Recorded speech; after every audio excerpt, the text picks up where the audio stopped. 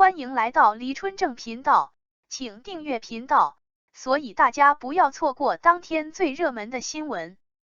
我们今天的时事通讯包括以下内容：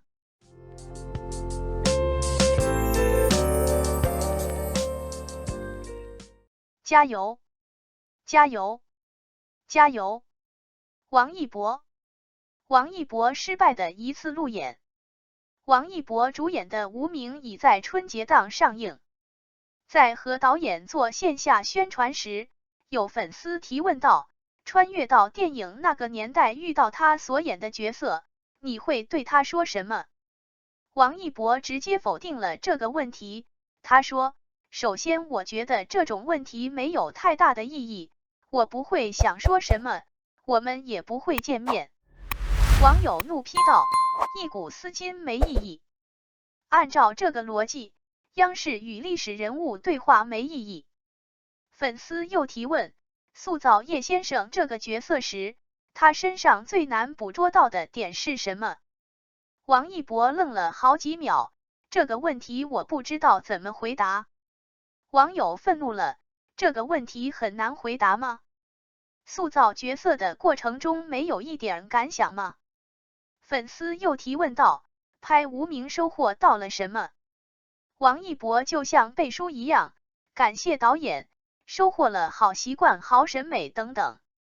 可是说到一半，他竟然忘词了，嘟囔道：哎呀，想说什么，突然忘了，哎呀真的忘了。不屑回答与不会回答，都令人失望。能和梁朝伟这样的重磅明星搭档春节大片，是王一博崭新的起点，但也是缺点会被无限放大的敏感点。这次和观众面对面的交流，是演员因角色受到人们的喜爱而再塑金身的最佳时机，但路演是失败的。所以，形象过硬、街舞一流的他，要从流量明星跨入演技明星的路，或许才刚刚开始。当一个人的外在被认可后，内心善良的声音、与大众共情的能力、谦虚的品质和深厚的文化底蕴，才是能否走得更远更踏实的保证。回过头来，当把这段情节与前面王一博那个动作做一个上下文联系的时候，会有一种我看不懂，但我大受震撼的不解和困惑。抛开演员的演技，当一个已经与敌人一同入狱的卧底，真的有必要与自己人在敌人面前演这么一出戏吗？欢迎来到黎春正频道，请订阅频道，所以大家不要错过当天最热门的新闻。迟迟不敢开分的无名差在这个原因，不是王一博。2023年春节档，谁的争议最大？预售票房成绩第一，无声预告中醒目的超级商业片，还有影帝加流量明星的阵容，可以说一开始就拉高了观众的期待。结果当春节档其他影片早早开分之际，无名却因评论和打分的两极分化而迟迟不敢开分。等真正开了分，也就拿了个 6.7 分，虽然不至于不及格，但比起前面那么荣耀时刻，多少显得有些德不配位。无名到底差在哪？网上流出一个王一博在片中的表情包，当然我们提倡不能射频，这个表演实在令人捉摸不透，难以言表。流量明星的演技其实观众早有心理准备，尤其是在一众影帝影后环伺的强烈对比下更是明显。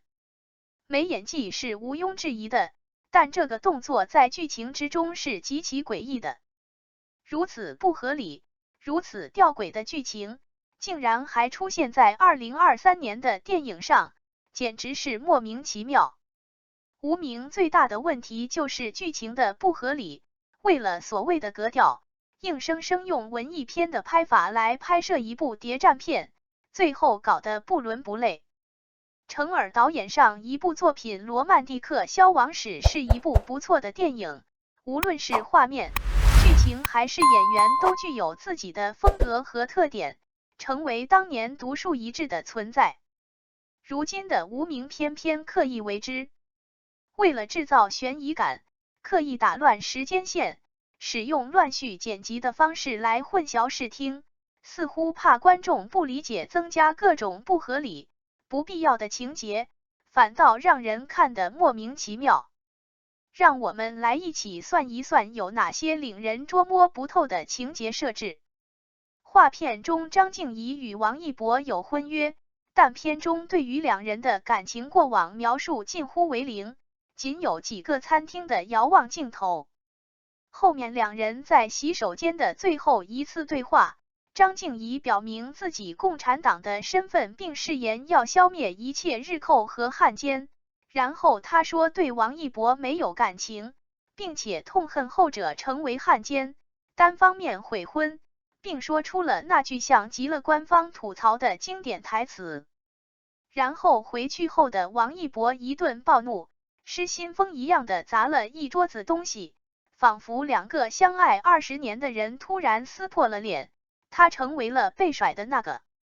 可是，两个人有过什么感情吗？从张静怡的台词来看，两人除了一纸婚约与王一博的单相思外，根本毫无感情。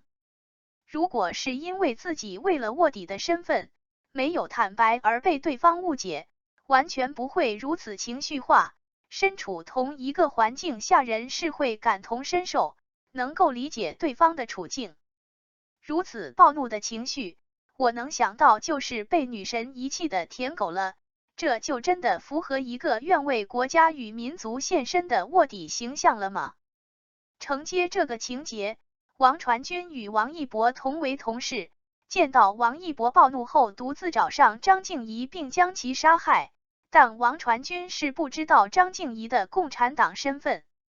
在明确了敌对立场的情况下消灭对方能够理解，但你要说仅仅是为一个同事就去杀死一个人，可能吗？思来想去，结合前面他们两人天天一起吃饭的剧情，我唯一能想到就是王传君这个角色是个喜欢王一博，唯有情杀才符合这个人物的杀人动机啊！欢迎来到黎春正频道，请订阅频道，所以大家不要错过当天最热门的新闻。到了这里，您可千万别说我只黑王一博，专挑有他的情节，其他主演也没少给奇奇怪怪的情节设计。梁朝伟的卧底生涯一直是稳如老狗，偏偏在那日本战败后的酒桌上大笑一句，对我们来说，你们都是战犯，瞬间暴露了自己的身份。这对于一个潜藏在敌军内部高层的高级卧底来说，在没有明确的上级指示和必要牺牲的任务下，是不能主动暴露自己的。犯了如此低级的错误，显然是极度不合理的。虽然片尾补充了一段梁朝伟暗中对王一博说我累了，你要继续深入下去来表达心境，但这绝对不是合格的高级卧底应该具备的素养。这一设置既不符合谍战片的逻辑，也不符合史实环境下的人物逻辑。同样的毛病也出现在了黄磊所扮演的机要员身上，不应该是一句轻飘飘的我是个懦弱的人，适应不了这个巨变的世界就完了。你让浓眉大眼的黄磊去演一个叛变的人，这算不算一种抹黑？我方有失误，敌军也犯了低级错误。那个日本公爵上一秒把自己身份暴露出来，下一秒就被刺杀了。虽说这个情节是为了体现梁朝伟传递信息的作用，但日本公爵先自曝身份后被刺杀的设定多少有点多余，再花大笔时间去讲述这个人，多少有点侮辱观众的智商。归根究底，程耳导演沉浸于自我的世界中，没有把无名当做一部真正的谍照片去对待，还用自己惯用的文艺片来讲述这个故事。诚然，片中不少画面和镜头都很有美感，但不足以掩盖故事本身不够严谨，缺乏一定的合理性和逻辑，再加上刻意为之的剪辑手法，导致了无名差强人意。回想一下2009年上映，至今还被奉为一代谍战神片的风声，无论是人物、剧情还是节奏，哪一个方面不是把控到位、合理精确？